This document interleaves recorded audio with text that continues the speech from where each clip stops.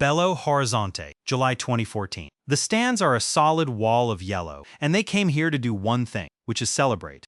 Nearly 60,000 people who have been waiting their whole lives for a night like this. Their team, in their country, one step from the final. And then around the half-hour mark, the scoreboard shows something that doesn't make sense. Not a deficit, a burial. Germany have scored and scored again and again. And the goals are coming so fast that the camera stops following the ball and starts following the faces instead. A woman holding a child who has stopped clapping. An old man simply taking off his glasses as if he no longer wants to see clearly. The whole stadium goes so quiet you can hear the German players calling to each other on the pitch. Everyone remembers this as the night Brazil broke. But I want to tell you something stranger. And it took me a long time to believe it myself. That night wasn't the breaking. The breaking had already happened, quietly, years earlier, and Belo Horizonte was just the evening it finally became impossible to look away from. And the reason any of this matters tonight, right now, is that Brazil are back at a World Cup here at this one in 2026, and the whole country is asking the same question it has been afraid to ask for over a decade. Is the old Brazil back? Hold that question, because by the end, I think you'll be asking a different one.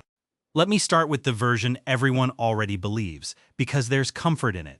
The story goes like this. Brazil's last World Cup was in 2002, the fifth star on the shirt, more than any nation has ever won, and then nothing, 2 more decades.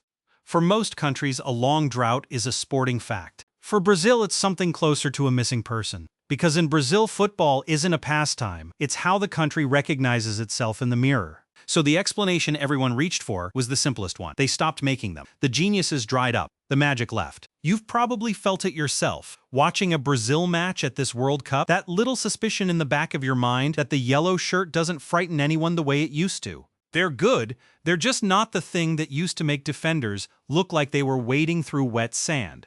And yet the story has a hole in it, right at the center. Because if you actually look at the teams that beat Brazil over those years, you find something inconvenient.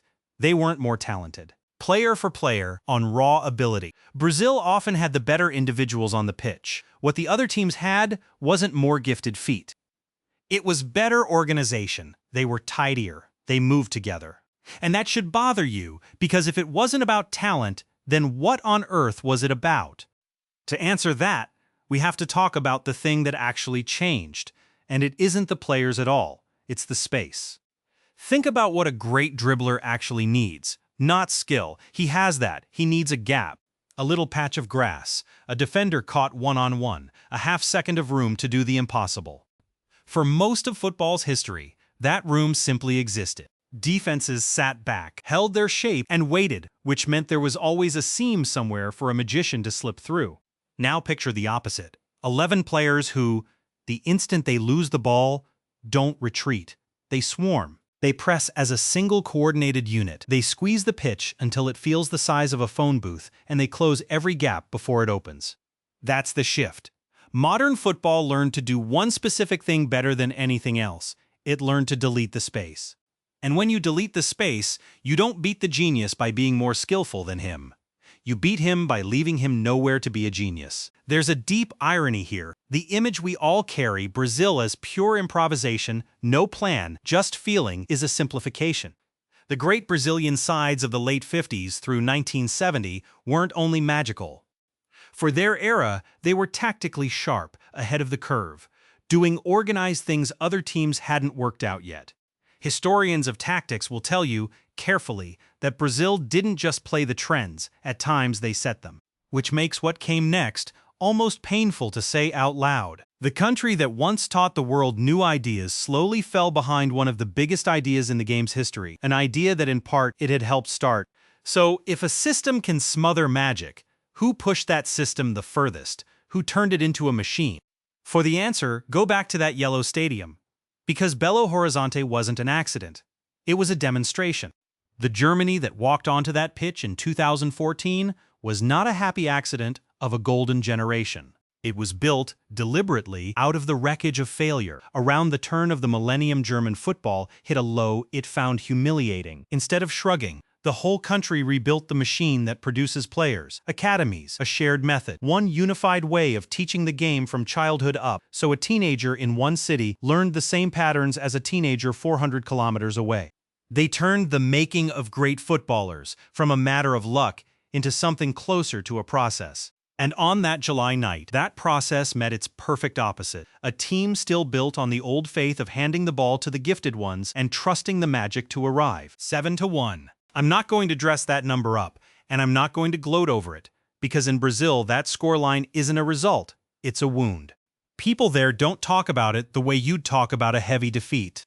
They talk about it the way you talk about a death in the family, quietly, and not at the dinner table. But strip the trauma away for one cold second. It was two whole philosophies of football on the same grass, under the brightest lights the sport has, and one of them was finished before halftime. Not because its players were worse, because its idea was older. Which brings us to the question forming in your head right now. If the idea died, does that mean the talent died with it? No, the talent never went anywhere. This is the detail that undoes the comfortable story.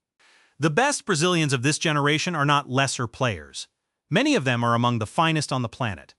But look at where they shine. They shine inside the great European clubs, drilled into rehearsed patterns, slotted into someone else's structure, brilliant cogs in machines designed in Madrid and Manchester and Munich. The genius didn't vanish. It got absorbed. It learned to live inside the system, just not as the free, autonomous creator the national team was built around. And that's the cruel twist for Brazil specifically. They clung longest and most lovingly to the old model. Give the ball to the magician, which is exactly why their lag became the most visible of anyone's. Now, some people take this further, and I want to flag clearly that this next bit is an interpretation, not a settled fact. There's a view that globalization, the same academies, the same pressing ideas, the same coaching manuals spreading everywhere, quietly erased the old national styles. That the Brazilian school, the Dutch school, all of them, blurred into one homogeneous elite way of playing. It's a genuinely interesting idea, and there's something to it, but it's an argument, not a proven law, so hold it loosely. What isn't loose is the thing I'd ask you to carry out of here. Brazil wasn't beaten by an opponent. It was outrun by the evolution of the sport itself. What everyone diagnosed as a decline in talent was really a change in what wins, a change in the rules of the game underneath the rules of the game. And that is precisely why their matches at this World Cup are so quietly unbearable to watch. Because the question on the pitch isn't only can they win a trophy, it's something heavier.